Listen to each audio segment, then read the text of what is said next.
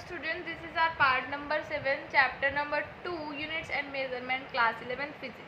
इस वीडियो के अंदर हम करेंगे accuracy, precision, errors and so many things cover करने की हम कोशिश करेंगे। ठीक है, तो सबसे पहले हम देखते हैं कि एक्यूरेसी होता क्या है। The value find by one any one is how close to the true value is called accuracy.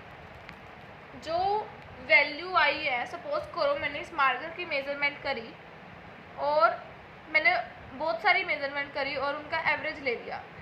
Average अगर मेरी ट्रू वैल्यू जो है इस मार्कर की, जो इस मार्कर की ट्रू लेंथ है उसके क्लोज आया, मीन्स जो मैंने मेजरमेंट करी है वो क्या है, एक्यूरेट।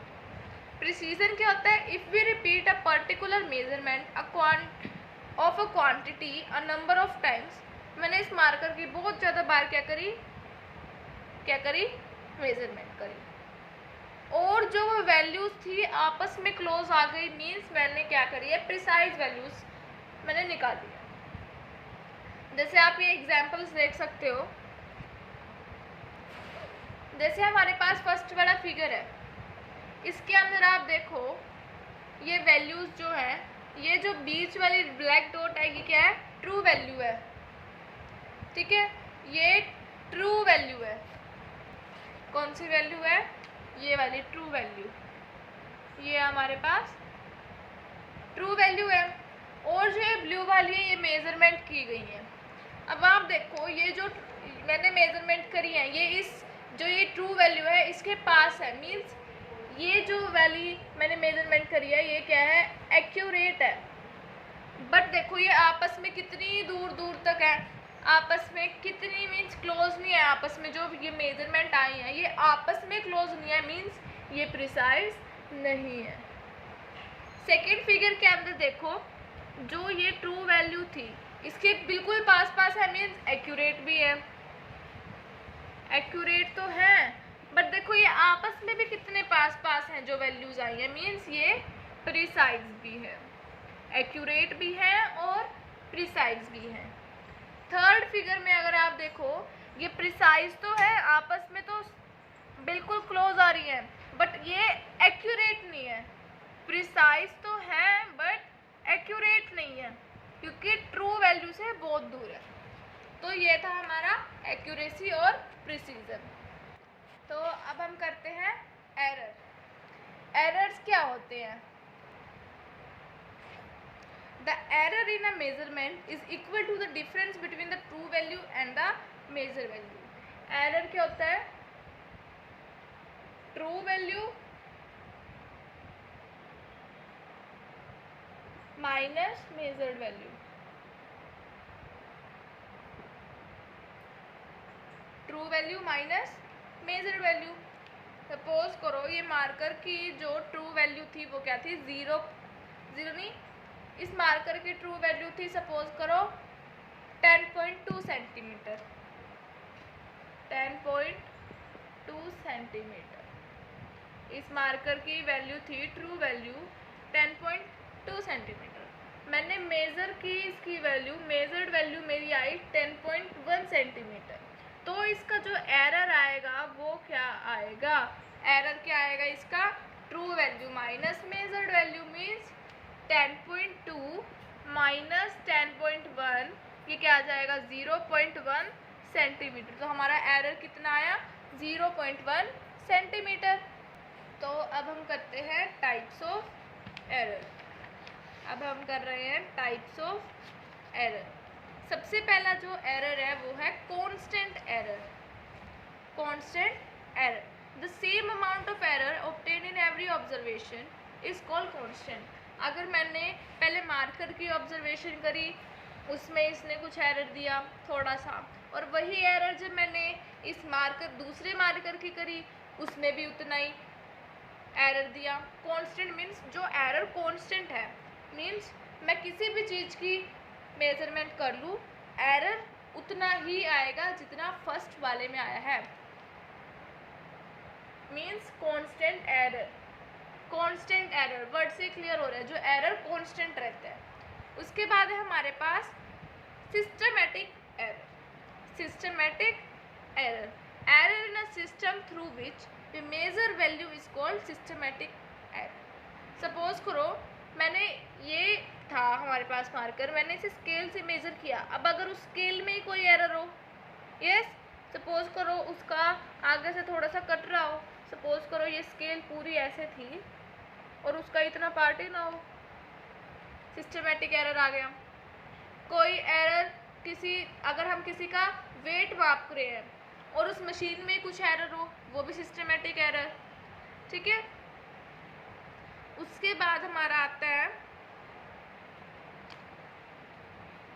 अब सिस्टमेटिक एरर के अंदर एक और आता है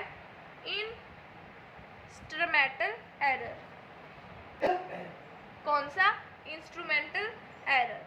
error which tend to done in one direction, वो कौन सा होता है? Systematic error. और अगर किसी इंस्ट्रूमेंट के अंदर ही एरर आ जाए वो क्या होगा?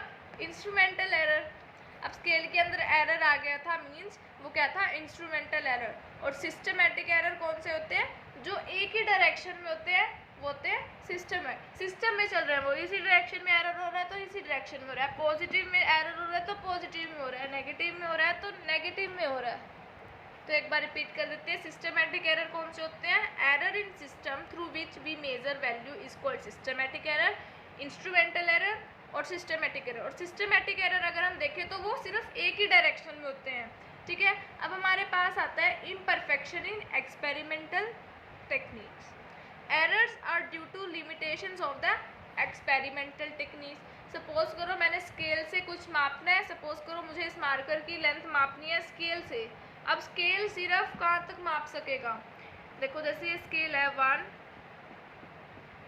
यहाँ तक, बस ये लास्ट है उसका, इससे आगे नहीं वो माप सकता। और सपोज करो इसकी जो लेंथ है वो है 10.253, तो उतना तो नहीं माप सकेगा ना ये।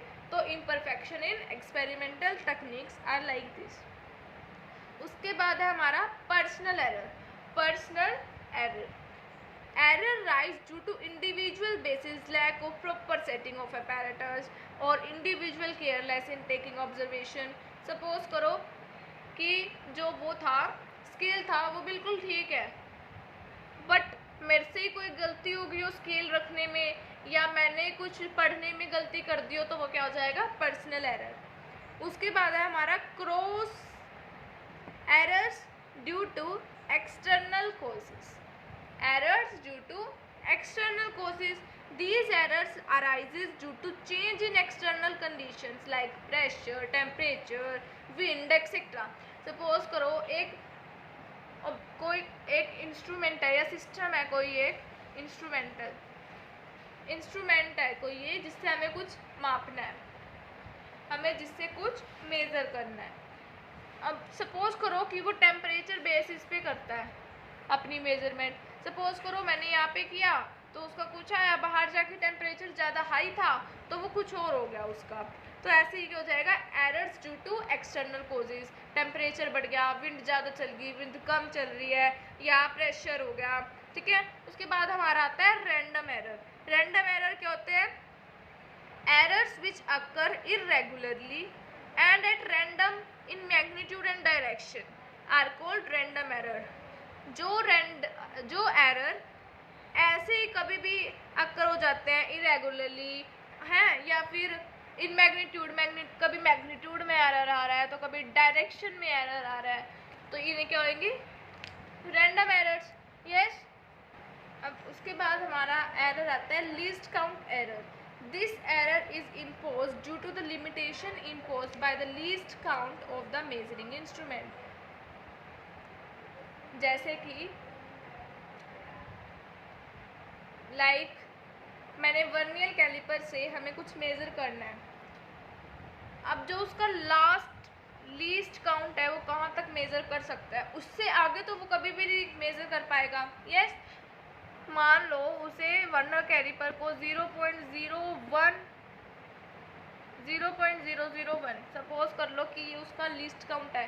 क्या वो 0.000 पे जो मेजरमेंट है क्या वो कर पाएगा? कभी भी नहीं। तो ये हमारा क्या होगा? Least count. जो इंस्ट्रूमेंट का जो लीस्ट काउंट है, जिससे नीचे वो कभी भी मेजर कर ही ना पाए।